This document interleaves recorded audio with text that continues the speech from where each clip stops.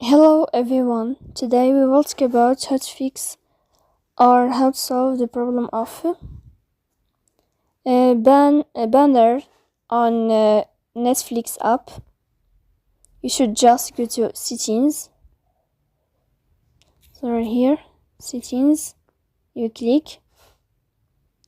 In this page you can click on apps, default apps, app settings. On above you can search about Netflix app and you will enter. Then you can click on first step and you can click OK. After that you will enter to the window of storage. Here you can click on clear cache. Don't click clear data because that can delete your account. In the end you can turn off your phone and you can turn on your phone again